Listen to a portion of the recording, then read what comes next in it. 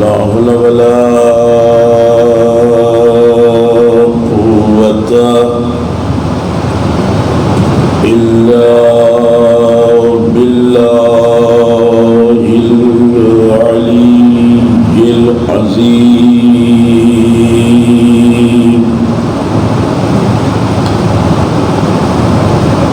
حسبنا الله ونعم الوكيل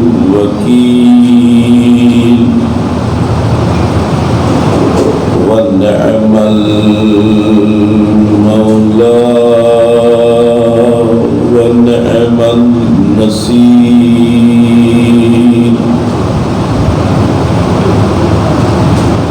أعوذ بالله السميع العليم من الشيطان اللعين الرجيم. بسم الله الرحمن الرحيم. الحمد لله رب العالمين. الصلاة والسلام على أشرف الأنبياء والمرسلين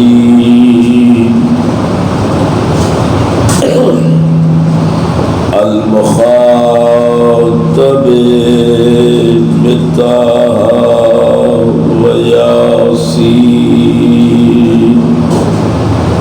سيدنا ومولانا ومولى وقلجة الحسن والحسين بالقاسم محمد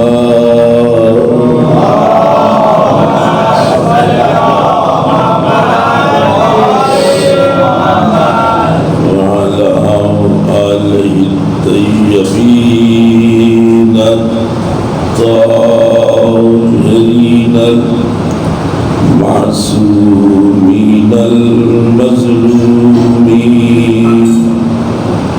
ولعنة الله على أعدائهم أجمعين من الآن إلى قيام يوم الدين. أما بعد فقد قال الله سبحانه تبارك وتعالى في القرآن المجيد والفرقان الحميد.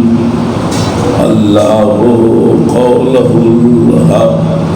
بسم الله الرحمن الرحيم. والنفس وما سواها وألهمها فجورها وتقواها وقد أفلح من زكاها. صلى الله عليه وسلم.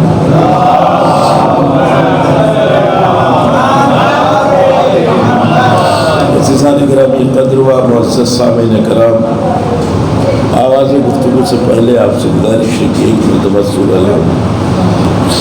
تین مرتبہ سورہ توحید کی تلاوت فرما کر بانی مجلس کے جتنے بھی مرحومین و مرحومات ہیں اور مرحوم نقب الحسن ابن واحد علی خان و جملہ مومنین و مومنات کی ارواح کو ایثار فرمائیں.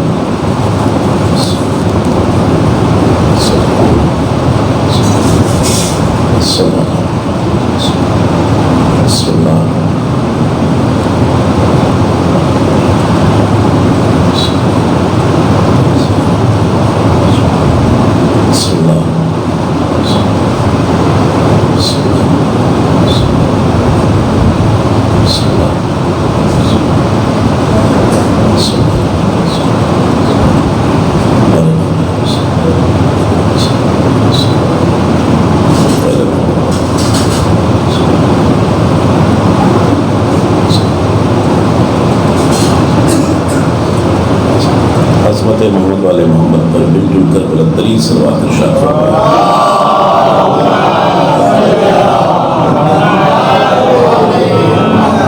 آپ حضرات سے میری مطلبانہ گزارش اور التماس ہے کہ تھوڑا ان فاصلوں کو کم کر لیں، بالخصوص نوجوان بزرگ جہاں بیٹھے وہیں بیٹھے رہے۔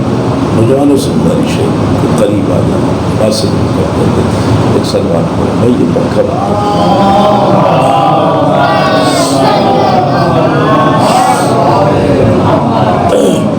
قرآن کریم کے سورہ والشمس کی چند آیتوں کی تلاوت کا شرف میں نے آپ حضرات کے سامنے حاصل کیا کہ جس میں پروردگار عالم قسم کھاتے ہوئے یہ کہہ رہا ہے کہ وَنَفْسٍ وَمَا سَوَّاهَا، مجھے قسم ہے اس نفس کی کہ جس نے تمہارے سامنے اچھائیوں برائیوں کو اجاگر کیا۔ فَأَلْهَمَهَا فُجُورَهَا وَتَقْوَاهَا، اور یہ نفس وہ ہے جو تمہاری اچھائیوں کی طرف اور برائیوں کی بھی طرف رہنمائی کرتا ہے۔ وَقَدْ أَفْلَحَ مَنْ زَكَّاهَا، بس جس نے اپنے آپ کو برائیوں سے بچا لیا، تزکیہ کر لیا، یقیناً میں اسے کامیابی کی سند عطا کر رہا ہوں۔ ایک صلوات پڑھے محمد والے محمد۔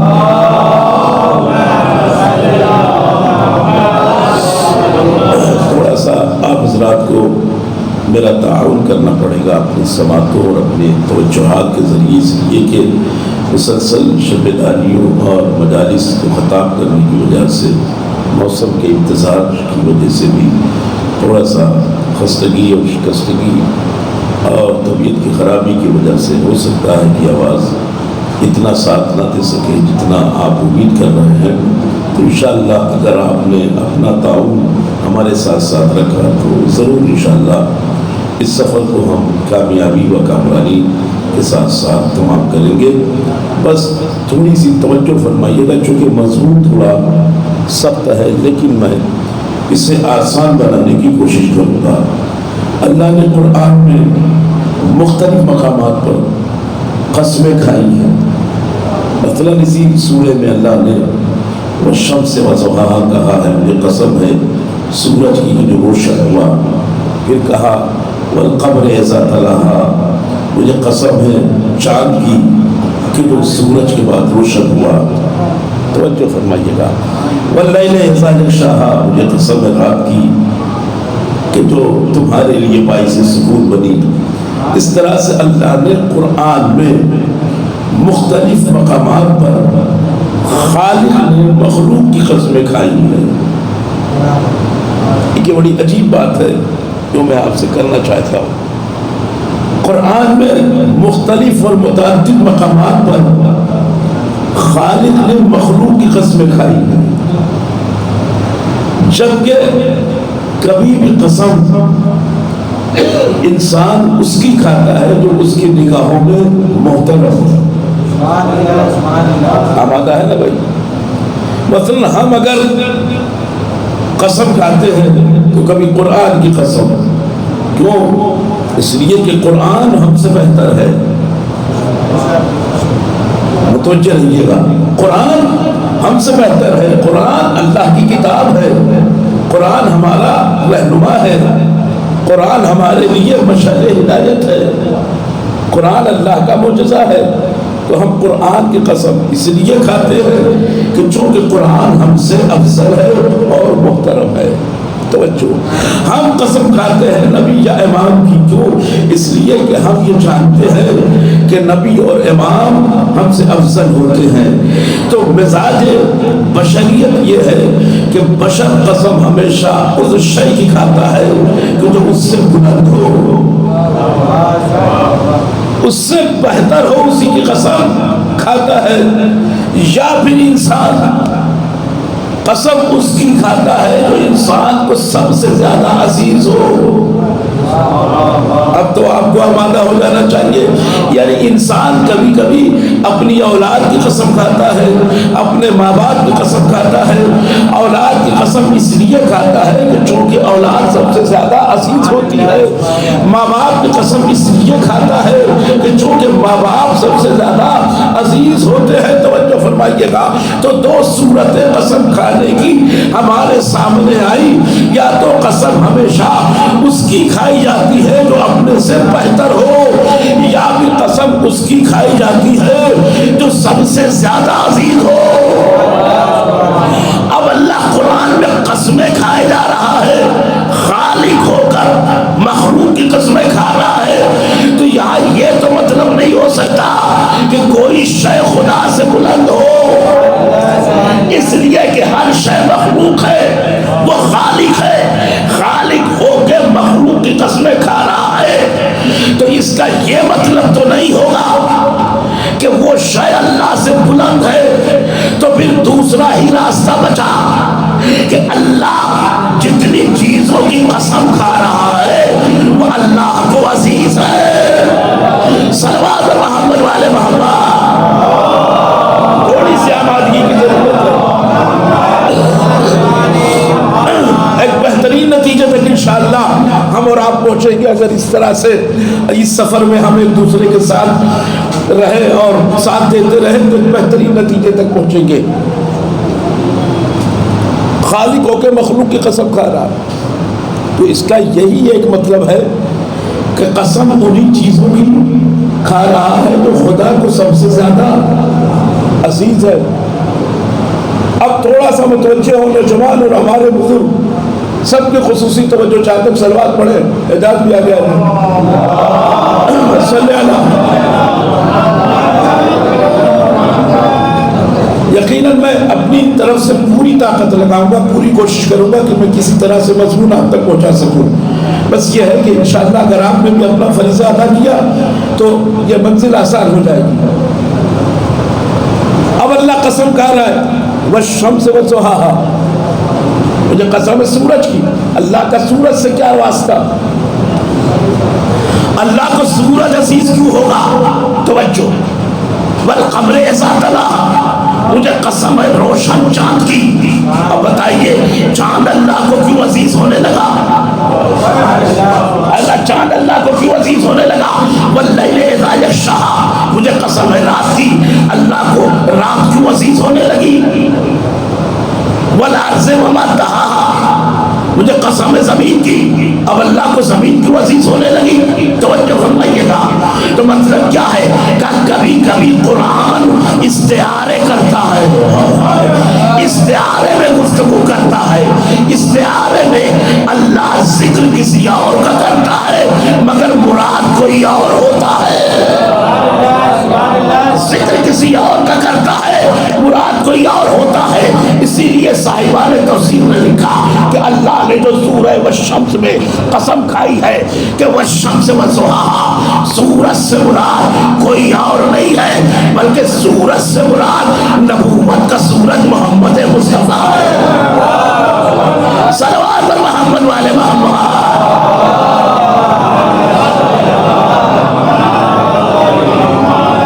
بہترین گفتگو ہوگی اور بہترین نتیجہ انشاءاللہ آپ سبھی کے حوالے کروں گا، بس اسی طرح متوجہ رہے۔ والقمر اذا تلاها، مجھے قسم ہے اس چاند کی جو سورج کے پیچھے پیچھے چلا آتا ہے۔ صاحبان تفسیر نے لکھا کہ یہاں پہ چاند سے مراد چاند نہیں ہے بلکہ وہ امامت کا چاند ہے تو ہمیشہ رسالت کے پیچھے پیچھے رہا۔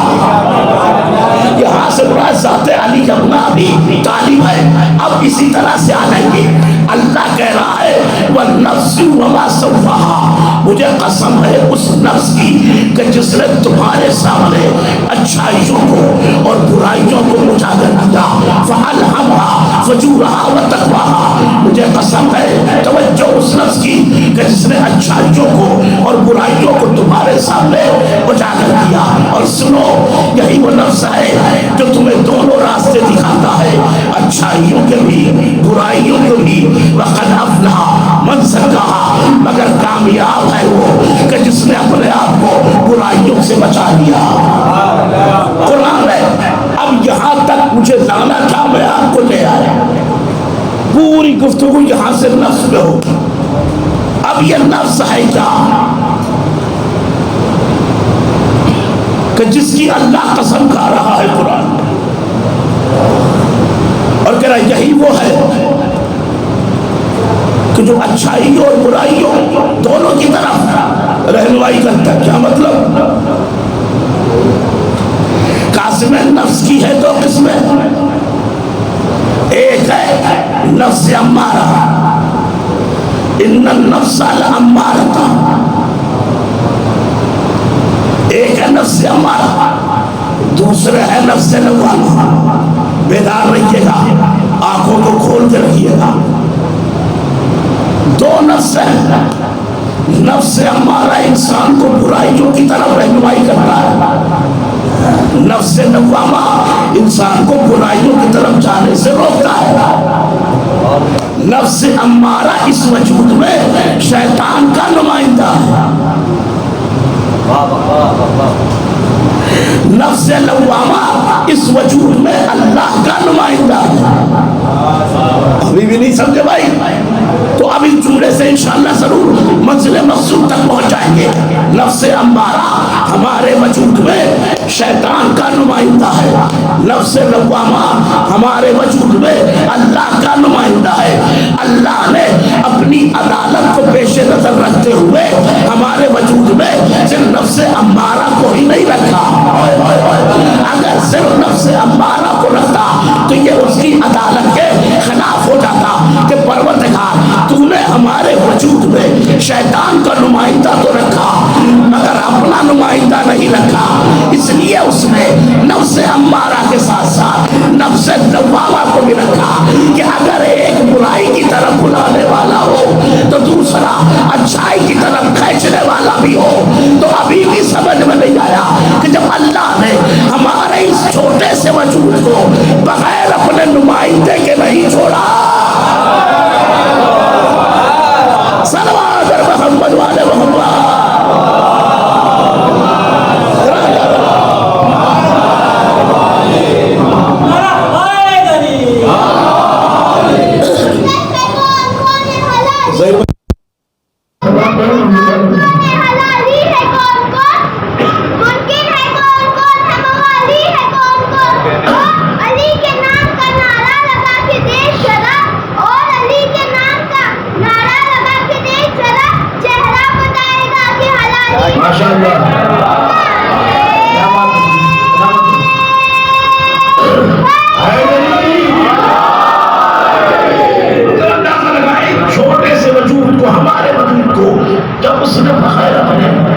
نمائندے کے نہیں چھوڑا، اس میں رکھا تو میں چھوڑ۔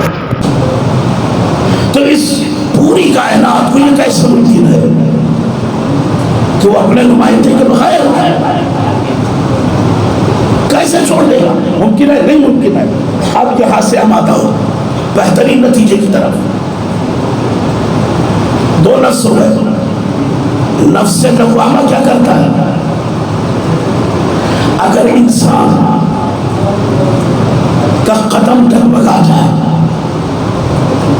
گناہ میں انسان ملوث ہو جائے، گناہ کا شکار ہو جائے، انسان ہے نا، خطا کے امکانات ہیں، اور پھر ہر وقت نفس امارہ سوار ہے، ہو سکتا ہے مغلوب ہو کر نفس امارہ سے انسان گناہوں کا شکار ہو جائے، تو نفس لوامہ کیا کرتا ہے کہ نفس لوامہ فوراً اس کے ضمیر کے دروازے پہ دستک دیتا ہے۔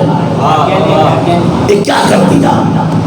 یہ کیا کر دیا؟ ملامت کرتا ہے، یہ گناہ کر دیا، خطا کر دیا، تم نے نافرمانی کی ہے، اللہ کو ناراض کر دیا ہے، لہذا قبل اس کے کہ اس کا عذاب آ جائے توبہ کر لے، استغفار کر لے، دوبارہ ایسا گناہ نہ کرنے کا عہد کر لے۔ اب جملہ سنیے گا، جیسے بھی سننا آپ سن لیجیے۔ معصوم فرماتے قسم خدا کے یہ نفس لوامہ اگر انسان کے وجود میں نہ ہوتا تو انسان کے وہاں صرف خطا ہی کا دروازہ کھلا رہتا، توبہ کا دروازہ کبھی نہ کھلتا۔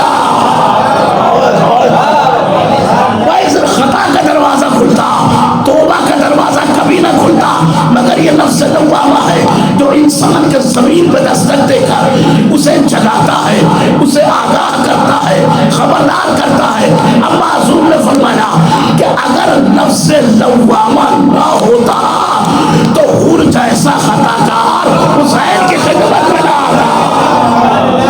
صلوات پر محمد والے محمد۔ یہ نفس اگر نفس لوامہ نہ ہوتا تو حور جیسا خطا کار حسین کی خدمت میں، حسین کی بارگاہ میں نہ آتا۔ یہ نفس لوامہ تھا جو کھینچ کر حور کو لایا۔ آمادہ رہا۔ چھٹے امام نے فرمایا اگر کسی انسان کو نفس لوامہ کی آواز نہ سنائی دے، بہت بڑا جملہ، سونے کے قلم سے، چاندی کے قلم سے، سونے کی روشنائی سے ورقے چاندی پہ اس جملے کو تحریر کرنا چاہیے، اس لیے کہ یہ جملہ معصوم کی زبان مبارک سے نکلا ہوا ہے۔ معصوم فرماتے جس انسان کو نفس لوامہ کی آواز نہ سنائی دے اسے اپنے ایمان کا فاتحہ پڑھ لینا چاہیے۔ سلمان پڑھے بھائی محمد والے محمد۔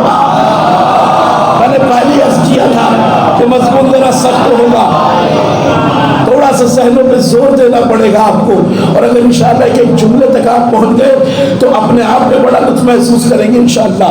معصوم نے فرمایا اگر نفس لوامہ کی صدا نہ سنائی دے تو تمہیں چاہیے کہ اپنے ایمان کا فاتحہ پڑھ لو۔ اگر نفس لوامہ ہے تو امکان ہے کہ تم راہ ایمان پا ثابت قدم رہو گے۔ توجہ، اب یہ نفس، اب اللہ نے انسان کے ظاہر میں اور باطن میں جتنے بھی اعضاء بنائے سب کا کوئی نہ کوئی ایک مقام بھی بنایا۔ توجہ، مثلا اگر اس نے آنکھیں بنائی تو اس کا مقام چہرہ بنایا، اگر اس نے زبان بنائی تو اس کا مقام منہ بنایا، اگر اس نے ہاتھ بنائے تو اس کا مقام کانٹا بنایا، اگر اس نے پیر بنائے تو اس کا بھی اس نے مقام بنایا۔ توجہ، اگر اس نے دماغ بنایا تو دماغ کے لیے اس نے سر بنایا۔ توجہ، اگر دل بنایا تو دل کے لیے پہلو بنایا۔ جتنے بھی اعضاء ظاہر اور باطن میں اللہ نے بنائے ہیں سب کا کوئی نہ کوئی مقام ہے۔ اب دنیا کے بڑے سے بڑے سائنٹسٹ کے پاس آپ جائیے، جو دنیا کی سب سے بڑی ریسرچ کونسل ہے اس کے پاس جائیے اور جا کر اس سے یہ پوچھئے کہ جس طرح سے اللہ نے تمام ظاہر و باطن اعضاء کے کوئی نہ کوئی مقام بنائے ہیں تو کیا اللہ نے نفس کا بھی کوئی مقام بنایا ہے؟ اسی جملے میں نتیجہ تھا مگر آپ نے بڑی خاموشی سے سن لیا۔ مجھے شکوہ ہوگا اگر اس جملے میں نہیں بولیں گے، جا کے پوچھے کہ جس طرح سے تمام اعضاء کے اللہ نے کوئی نہ کوئی مقام بنایا ہے تو کیا اس نے نفس کا بھی کوئی مقام بنایا ہے؟ توجہ فرمائیے گا، آپ کسی سے پوچھئے کہ نفس کہاں رہتا ہے،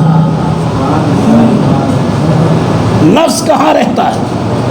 بھیا کوئی بتا پائے گا؟ اعجاز بھائی، پرویز بھائی،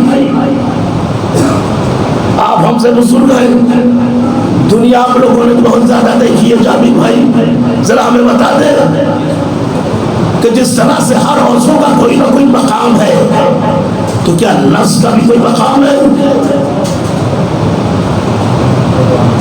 اور اس سے انکار نہیں کہ نفس نہیں ہے۔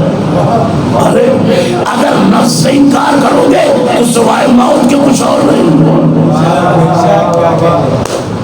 توجہ، اس سے انکار نہیں کہ نفس نہیں ہے، مگر انسان سے بتائیے نہ آج تک کسی نے نفس دیکھا ہے، نہ کوئی نفس کا مقام بتا سکتا ہے۔ تو بھائی جب نفس ہے تو کہاں ہے؟ کہاں نفس ہے؟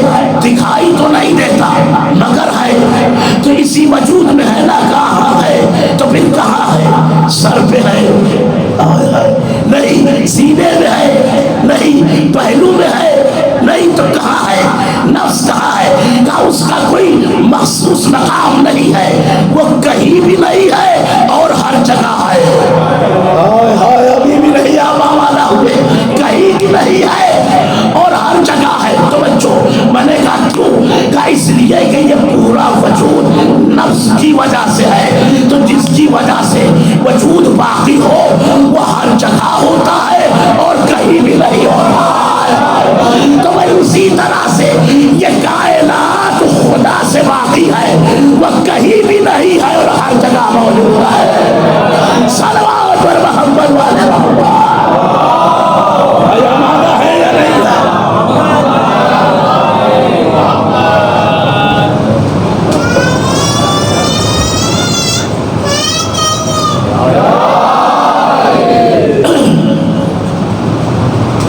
اب بتایا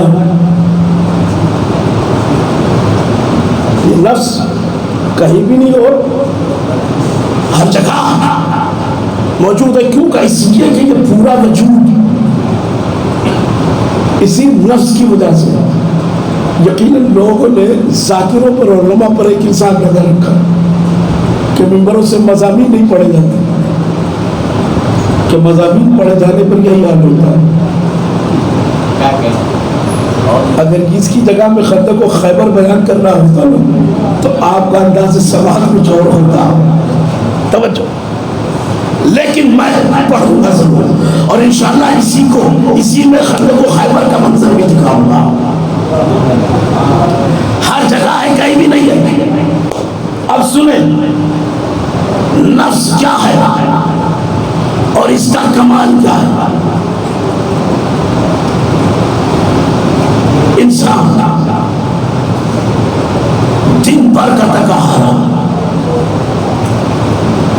بستر پہ سو جاتا ہے, روح جسم سے نکل جاتی ہے نا, فضاؤں میں ہواؤں میں نہ جانے کہاں کہاں پرواز کرتی ہے. روح تو چھوڑ دیتی ہے, تو جب روح نکل جاتی ہے ہر رات تو پھر اسے مردہ کیوں نہیں کہتے؟ کہا بھائی روح چلی گئی ہے مگر نفس اس کے ساتھ ہے. نفس اس کے وجود پر پہرا دے رہا ہے. تو جو فرمائیے گا جب تک نفس ہے تب تک زندگی ہے, جب تک نفس ہے تب تک زندگی ہے. اب روح پرواز کر گئی, فضاؤں میں پرواز کر رہی ہے, نہ جانے کہاں ہے. آپ تھانے میں ہیں, اپنے بستر پر سو رہے ہو, معلوم ہوا کہ روح اتر پردیش کے کسی باغیچے میں گھوم رہی ہے. توجہ فرمائیے گا.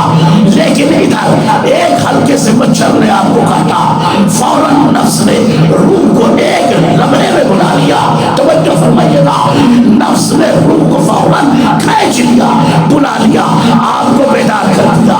بیدار کیا کس نے؟ کہا نفس نے. احساس دلایا کس نے؟ کہا نفس نے. روح کو بلایا کس نے؟ کہا نفس نے. تو یہ ماننا پڑے گا کہ اگر نفس نے روح کو بلایا تو پھر یہ بھی مانو کہ نفس روح کے اختیار میں نہیں ہے, روح نفس کے اختیار میں ہے. نعرہ حیدری.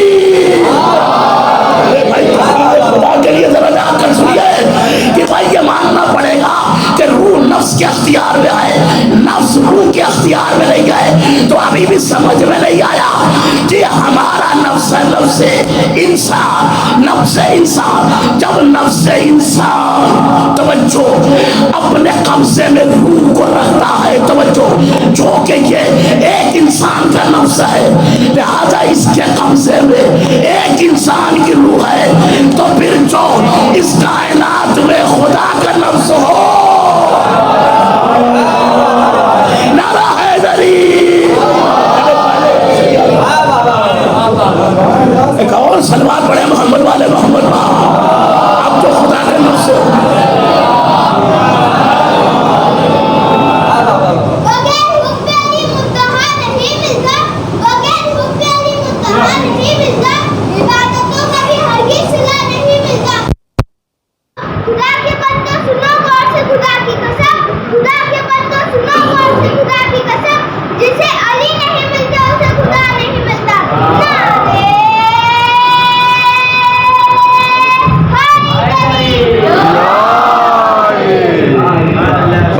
بلند سلوات.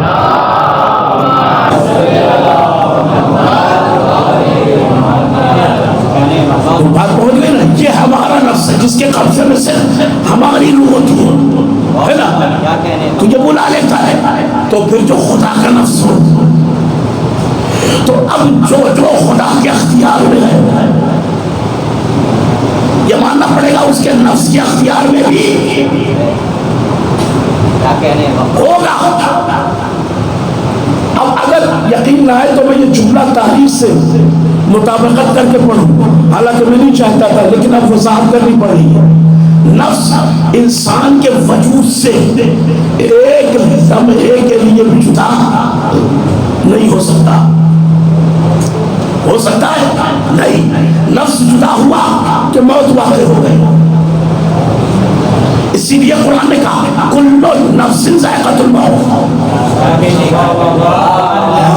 کہا ہے بھائی، یہ نہیں کہا کہ کل بشر ذائقۃ الموت یا کل رجل ذائقۃ الموت، یہ نہیں کہا، یا کل انسان ذائقۃ الموت نہیں کہا، بلکہ قرآن نے کیا کہا کل نفس ذائقۃ الموت۔ موت نہ روح کو آنی ہے نہ بدن کو، موت آئے گی نفس کو۔ جب نفس مر جائے گا تو روح خود ہی ختم ہو جائے گی، جسم خود ہی ختم ہو جائے گا۔ تو جب تک نفس ہے تب تک وجود ہے، جب تک نفس ہے تب تک وجود ہے۔ نفس ایک لمحے کے لیے بھی اپنے وجود سے الگ نہیں ہو سکتا۔ اگر الگ ہو گیا تو پھر موت واقع ہو جائے گی۔ یہی وجہ تھی کہ جنگ احد میں جب رسول کو سب چھوڑ کے بھاگ گئے اور رسول نے اپنی آنکھوں کو کھولا تو کیا دیکھا کہ علی کے ہاتھوں پر ہے۔ تو علی کو دیکھ کر ایک جملہ ارشاد فرمایا، یا علی جب سب بھاگ گئے تو تم کیوں نہیں بھاگے؟ تو علی نے کہا یا رسول اللہ آپ کیوں نہیں بھاگے؟ کہ میں کیسے بھاگتا؟ اس لیے کہ میں رسول ہوں۔ تو علی نے کہا پھر میں کیسے بھاگتا؟ میں نفس رسول ہوں۔ نعرہ حیدری!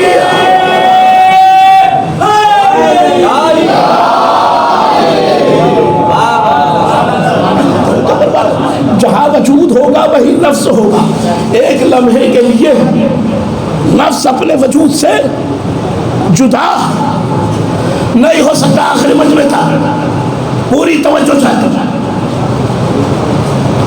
وجود کو کوئی بھی اذیت پہنچے گی،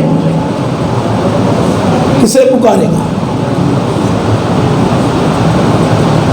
کسے پکارے گا؟ آزا کو پکارے گا؟ نہیں، نفس کو پکارے گا۔ نفس کو کیوں پکارے گا؟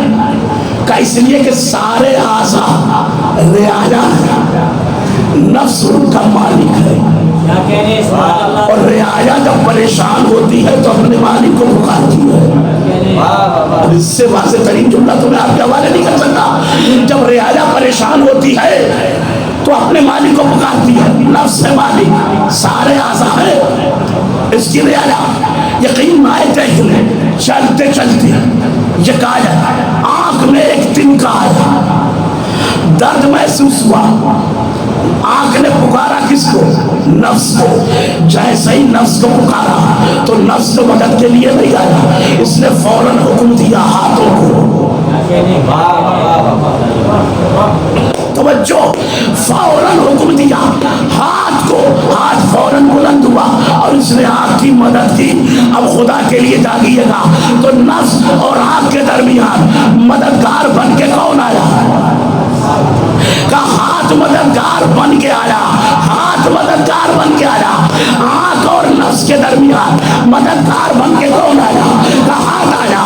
حالانکہ آنکھ نے ہاتھ کو نہیں پکارا تھا، پکارا تھا نفس کو۔ توجہ فرمائیے گا، مگر مشکل کشا بن کر ہاتھ سامنے آیا۔ اب آپ سمجھے، اسی لیے نبی نے خیبر میں پکارا خدا کو تھا، مگر علی مددگار بن گیا۔ نعرہ حیدری!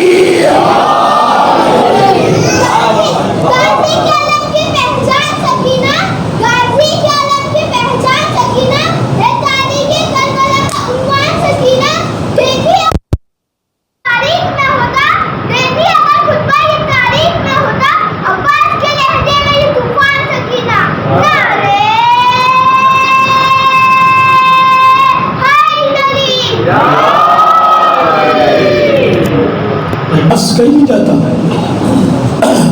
پکارا نفس کو جاتا ہے۔ اب نفس جسے چاہے بھیجو، یہاں نفس نے ہاتھ کو بھیجا، آج کس نے مدد کی؟ تو یہ ماننا پڑے گا کہ اسحاق کا رشتہ نفس سے ضرور ہے. اگر اسحاق کا رشتہ نفس سے نہیں ہوتا تو یہ آنکھ کی کبھی بھی مدد نہیں کرتا. مدد وہی کرتا ہے کہ جس کا رشتہ اپنے مرکز سے ہوتا ہے. نفس اپنی جگہ، نفس کو کہیں آنا جانا نہیں ہے. نفس صرف حکمرانی کرتا ہے، حکم دیتا ہے. اب اسی کو میں بالفاظ دیگر آپ کی خدمت میں عرض کروں، چونکہ سماعت جن الفاظ کی آشنا ہوتی ہے بہتر ہے کہ انہی الفاظ سے گفتگو کی جائے تو زیادہ بہتر ہے. نفس سب پہ حکمرانی کرتا ہے، نفس پر کسی کی حکومت نہیں چلتی. سارا وجود نفس کا تابع فرمان ہوتا ہے، مگر نفس کسی کا تابع فرمان نہیں ہوتا. اور اگر خدا نہ خواستہ کوئی بھی نفس کے خلاف جانے کی کوشش کرے تو پھر نفس اسے معاف بھی نہیں کرتا. ارے بھائی کہاں ہے تو فرمائیے گا بھائی اعضاء نفس کی حکمرانی میں رہیں گے، نفس پر حکمرانی نہیں کر سکتے. یعنی اعضاء نفس کی بائیت تو کر سکتے ہیں مگر نفس سے بائیت نہیں مانگ سکتے. توجہ، نفس سے بائیت نہیں مانگ سکتے. اور اگر کبھی کوئی نفس سے بائیت مانگ لے تو پھر نفس سے معاف نہیں کرتا. سلمان پڑھے نا محمد والے محمد.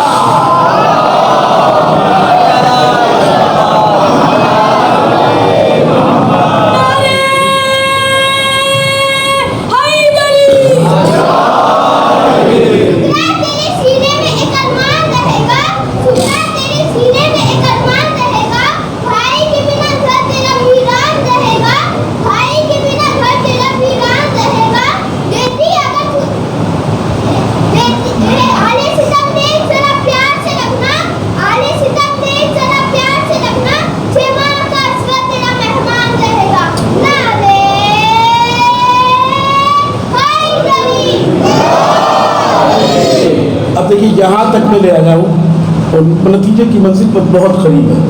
تھوڑا سا 2 لمحے کا فاصلہ ہے، تھوڑا سا آپ ساتھ دیں انشاءاللہ تاکہ منزل کو آسان سے آسان کر دیں. انسان جب نفس کے خلاف جاتا ہے تو ہوتا کیا ہے؟ پھر اسے بہت کچھ گوا دینا پڑتا ہے، بہت کچھ گوا دینا پڑتا ہے. اسی لیے سجدہ شکر میں ایک دعا پڑھتے جو دعا حضرت آدم نے پڑھی. کون سی دعا؟ انی ظلمت نفسی، اے پروردگار میں نے اپنے نفس پہ ظلم کیا. کہاں ہے آپ؟ اور اسی ظلم کرنے کی وجہ سے مجھے جنت کو چھوڑنا پڑا. ارے بھائی اب ہے نا، جناب آدم نے اللہ کی بارگاہ میں یہ دعا پڑھی ہے، پروردگار میں نے اپنے نفس پہ ظلم کیا جس کی وجہ سے مجھے جنت سے ہاتھ دھونا پڑا، اب تو مجھے معاف کر دے. کیا کہنے بھائی یہ کون ہے آدم جس سے کائنات کے سارے آدمی ہیں؟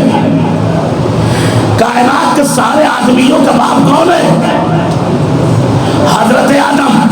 تو بھائی سب کے باپ اللہ کی بارگاہ میں کیا دعا کر رہے ہیں؟ ظلمت نفسی، پروردگار میں نے اپنے نفس پہ ظلم کیا تو مجھے معاف کر دے. نفس پر ظلم کرنے کی وجہ سے مجھے جنت کو چھوڑنا پڑا. اللہ نے قانون بنا دیا کہ وہ تمہارا ہی نفس کیوں نہ ہو، اگر تم اس پر ظلم کرو گے. بھائی بیداری ہے یا نہیں ہے، آمادگی ہے یا نہیں؟ وہ تمہارا ہی نفس کیوں نہ ہو، اگر تم نفس پر ظلم کرو گے تو تمہیں جنت کو چھوڑ کے جانا پڑے گا. ابھی بھی نہیں سمجھے؟ اگر کوئی اپنے نفس پہ ظلم کرے تو ظلم کر کے جنت میں تو نہیں رہ سکتا. تو اگر کوئی نفس رسول اور نفس خدا پہ ظلم کرے، صلوات بر محمد والے محمد.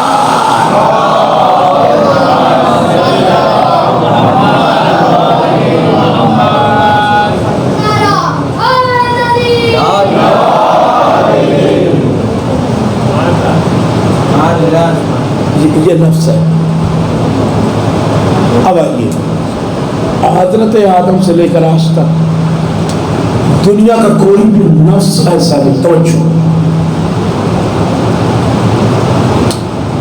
کہ جس کا اختیار محدود نہ ہو۔ اعضاء نفس کو پکارتے ہیں، مگر جب نفس بے بس ہوتا ہے تو کسے پکارتا ہے؟ کیا کہنے دیکھیے واقعی لوگ کہتے ہیں نا ممبروں سے خطابت کا معیار گر گیا، ایسا نہیں ہے میرے بھائی، ایک الزام ہے، معاف کیجیے گا بات معذرت میں یہ جملہ عرض کر رہا ہوں، ہمیں اپنی سماعتوں کو پالیدہ کرنا پڑے گا انشاءاللہ، پھر ممبروں سے مضامین بھی سننے کو ملیں گے۔ نفس جب بے بس ہوتا تو کسے پکارتا ہے؟ اللہ کو پکارتا۔ دنیا کا کوئی بھی انسان ایسا نہیں ہے، انبیاء، اولیاء، مرسلین، صالحین، صدیقین، جتنے بھی ہیں، زاہدین، عابدین، مومنین، متقین، مسلمین، سب کی بات کر رہا ہوں، سب کا نفس کہیں نہ کہیں کسی منزل پہ آ کر جب بے بس ہوتا ہے تو اللہ کو پکارتا ہے۔ کوئی بھی نہیں کہہ سکتا کہ اس نے اللہ کو نہ پکارا ہو۔ بس نتیجہ آپ کے حوالے کر رہا ہوں، جیسے بھی چاہے نتیجے کو قبول کر لے۔ بھائی آدم ہو، آدم سے لے کر خاتم، خاتم سے لے کر آج تک کی بات کر رہا ہوں، چاہے نبی ہو یا خیر نبی، کسی کا نفس ایسا نہیں ہے کہ جس نے بے بسی کے عالم میں اللہ کو نہ پکارا ہو۔ جہاں پر اس کا اختیار ختم ہو جاتا ہے وہاں پر وہ خدا کو پکارنے لگتا ہے، خدا کو بلانے لگتا ہے۔ قسم خدا کے پوری کائنات میں آدم سے لے کر آج تک اور آج سے لے کر قیامت تک واحد ایک نفس ہے، واحد ایک نفس ہے جس نے خدا کو نہیں بلکہ خدا نے خود سے پکارا ہے۔ سارے نفسوں نے اللہ کو پکارا مگر روز عاشور خدا نے یا ایتھا النفس مطمئنۃ ارجعی الی ربک راضیۃ مرضیہ، بس ہے نفس مطمئنہ، صلوات بر محمد والے محمد۔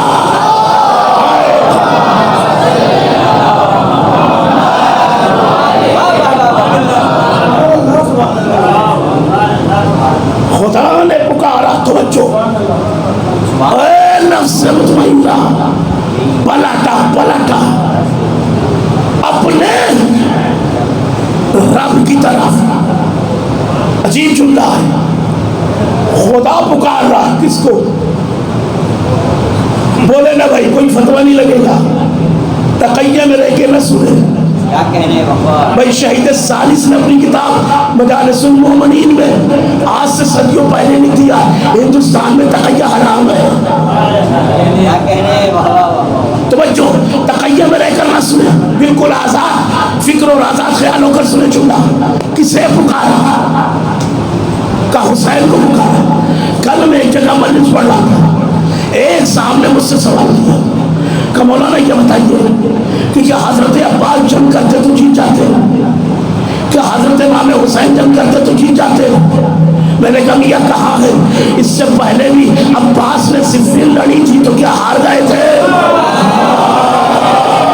نعرہ حیدری! توجہ فرمانا، میں نے کہا قسم خدا کے کربلا میں کوئی بھی مقتل آج تک دنیا کا کوئی بھی مورخ اپنے قلم سے تاریخ کے کسی بھی صفحے پر اس میں اتنی جرأت نہیں پیدا ہو سکی کہ وہ یہ جملہ لکھ سکے کہ روز عاشور فاطمہ کے لال نے، مرتضیٰ کے بیٹے نے، مصطفیٰ کے نواسے نے، علی و فاطمہ کے گود کے پالے نے، غیرت بنی ہاشم کے وارث نے، شجاعت شیر خدا کے وارث نے اپنی مرضی سے تلوار کو نگہ میں رکھا ہو۔ حسین نے اسی لیے اپنی تلوار کو خود نہیں روکا کہ کل یہ جھوٹا مورخ یہ نہ لکھتے کہ بھوک و پیاس کے غلبے کی وجہ سے حسین کمزور ہو گئے تھے۔ نعرہ حیدر!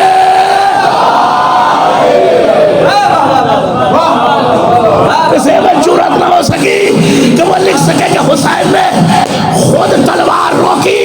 توجہ، بلکہ شیر الہی کے شیر کے چہرے پر تیوروں کو دیکھ کر، آنکھوں میں خیز و غضب قیامت کو دیکھ کر خالق کائنات نے سوچا کہ اگر شمشیر حسین سے آج اگر قہر خدا برستا رہا تو کہیں ایسا نہ ہو کائنات فنا ہو جائے۔ اس لیے اس نے آواز دی، یا یا ایتھا النفس مطمئنۃ ارجعی الی ربک راضیۃ مرضیہ.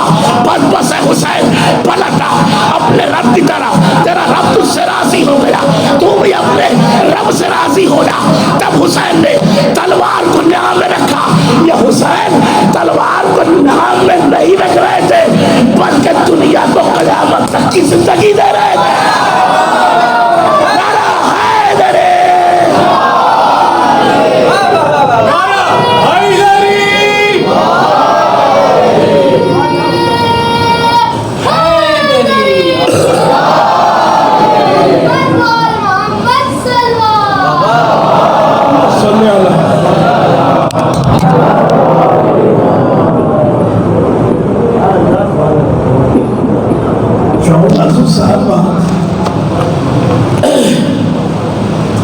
یہ مقصر کی اولاد سوال کر رہا ہے کیا کر جنگ کرتے تو کیا؟ ارے جنگ کی ہے اسے، ایسا نہیں ہے کہ جنگ نہیں کی، مگر جنگ کی حالت میں بھی حسین اتنا مطمئن تھا. کہاں ہے اکیلا لاکھوں کے مقابلے میں بھی حسین اتنا مطمئن تھا کہ خدا نے نفس مطمئنہ کہہ کے پکارا.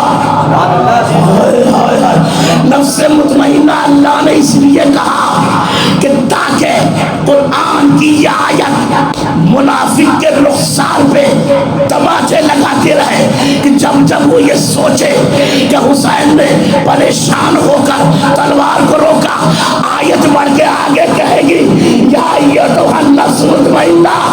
اگر پریشان ہوتا تو خدا نفس مطمئنہ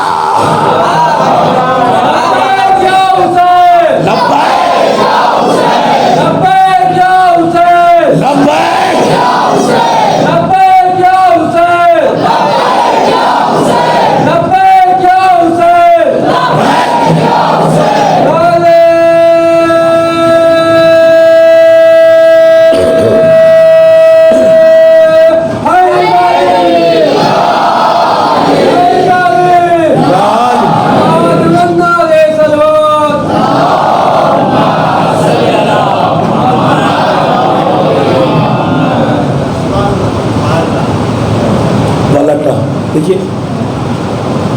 گفتگو حدود وقت سے باہر نکلتی جا رہی ہے، اس لیے میں سمیٹ رہا ہوں. پلٹا، اللہ نے پکارا اور حسین نے سنا. ہنگامے جنگ، فوجوں کے شور و خور کے باوجود بھی آواز خدا کو سنا کس نے؟ حسین. لفظ ہے ارجعی، پلٹ آ. قرآن کو پھر پڑھیے نہیں سمجھیے، پلٹ آ. ابھی میں یہاں مجلس پڑھنے آیا ہوں، پلٹ کے جاؤں گا کہاں؟ کب وہیں جاؤں گا جہاں سے آیا ہوں. اللہ نے کہا پلٹا اپنے رب کی طرف. یہ کائنات اس بات کا اعلان کر رہا ہے کہ حسین کربلا میں اللہ کے اپنے رب کی طرف سے آئے تھے،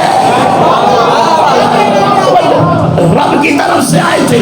اس کے بعد کا جملہ قیامت کا ہے، وہ سن لے، میں مجلس کو مکمل کر رہا ہوں.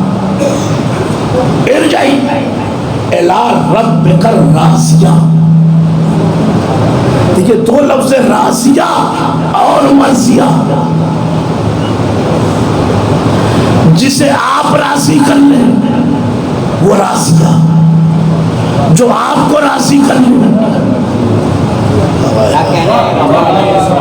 وہ مرضیہ. اللہ نے اپنے کو راضیہ کہا، تیرا رب تجھ سے راضی ہو گیا، اب تو بھی اپنے رب سے راضی ہو جا. پوری کائنات میں اس جملے کی کوئی قیمت نہیں ہو سکتی، قسم خدا کے آیت کی اس جملے کی کوئی قیمت نہیں ہو سکتی ہے. کیا کہہ رہا؟ تو بھی راضی ہو جا. عجیب بات، پوری دنیا آج تک خدا کو راضی کرنے میں لگی ہے، بیچارے پتہ نہیں کیا کیا کر رہے ہیں. خدا کو راضی کرنے کے لیے کہ راضی ہو جا. 1400 سالوں سے زبانیں تھک گئی کہہ کے قلم کھس گئے کتابوں میں لکھتے کہ خدا راضی ہو جا, ابھی تک راضی نہ ہوا.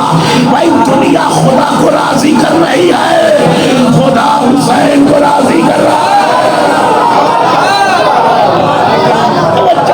خدا حسین کو راضی کر رہا ہے. اب سنیں حسین نے خدا کو راضی کیسے کیا.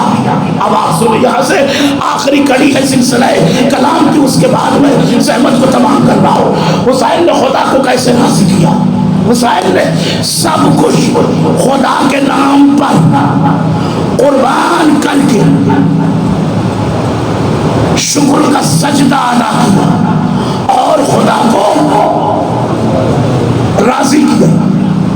دیکھیے حسین کا کمال یہی ہے, دنیا کچھ پا کے شکر ادا کرتی ہے.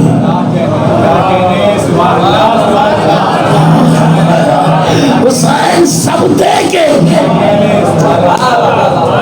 حسین سب کچھ دے کے شکر ادا کر رہا ہے. تو اے پروردگار, حسین نے تو سب کچھ دے کے تجھے راضی کیا,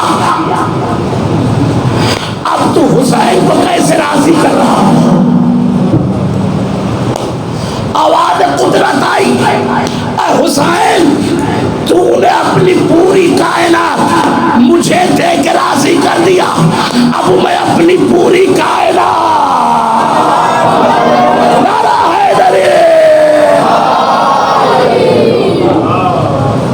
دے کے تجھے راضی کر رہا ہے. حسین تو راضی ہو جا. اب یہ فیصلہ حسین کے سجدہ آخر پہ آ گیا. جب حسین نے اپنی جبین اقدس کو زمین گرم پہ رکھا, اللہ نے پوری کائنات کو خاموش کر دیا تھا. یہ میں نہیں کہہ رہا, تاریخیں بھری پڑی ہوئی ہیں. رفتار کائنات تھم گئی تھی, ٹھہر گئی. نگاہ مشیت حسین کے لبوں کے جوش پر ٹھہری. حسین کائنات کے مقدر کا فیصلہ آج تو کرے گا. اگر حسین اپنے لبوں سے بددعا کر دے کائنات مٹ جائے, اور اگر حسین شکر ادا کر دے تو کائنات بچ جائے. حسین نے سجدے میں سر رکھ کر شکر للہ شکر للہ شکر للہ کہنا شروع کیا. کائنات کو زندگی ملتی گئی. حسین شکر کے سجدے ادا کرتے رہے. قسم خدا کے اب اللہ نے آواز دی, حسین عصر عاشور کے تیرے سجدے آخر سے پہلے یہ کائنات مجھ سے تھی, مگر اب تیرے سجدے کے بعد قیامت تک یہ کائنات تجھ سے رہے گی. حسین اب اس کائنات کے روح نوا تو ہو گیا. حسین نے سجدے میں سر رکھ کر شکر للہ تو ادا کر دیا, اس میں کوئی شک نہیں ہے. مگر آپ کو خبر ہے, آپ کو پتا ہے کہ یہ سجدہ آخر حسین نے کس طرح سے مکمل کیا ہے. قسم خدا کے اگر سنیں گے تو آپ کا دل ٹکڑے ٹکڑے ہو جائے گا. عجیب روایت حمید ابن مسلم نے بیان کی ہے, وہ کہتا ہے کہ گرد و غبار کربلا میں جب حسین نظر نہیں آئے تو میں آگے بڑھا. جب میں قریب گیا تو فوجوں کے ہجوم سے میں نے جھانک کے دیکھا تو میں نے عجیب منظر دیکھا کہ نبی کا نوازہ سجدے میں ہے. شکر ملعون پس گردن کو خنجر چلا رہا ہے. ایک بہن بلندی پکڑی فریاد کر رہی ہے, اے پسر سار میرا باجا مارا جا رہا ہے. ہاں جزاکم ربکم خیر الجزا. عزادارو آپ کے دل بڑے نازک ہوتے ہیں, اگر یہ جملہ بار خاطر ہو جائے تو مجھے معاف کر دیجئے گا. حمید کہتا میں نے خود گنا ہے کہ پس گردن شمر ملعون نے حسین کو 17 ضربے لگائی, 17 ضربے لگائی, مگر جب پھر بھی حسین کا سر سے نہ جدا ہوا تو اس ملعون نے حسین کو زمین پہ پلٹا, اپنے گھٹنے کو حسین کے سینے میں رکھا, ایک بات تڑپنے لگی, کائنات میں اندھیرا چھانے لگا.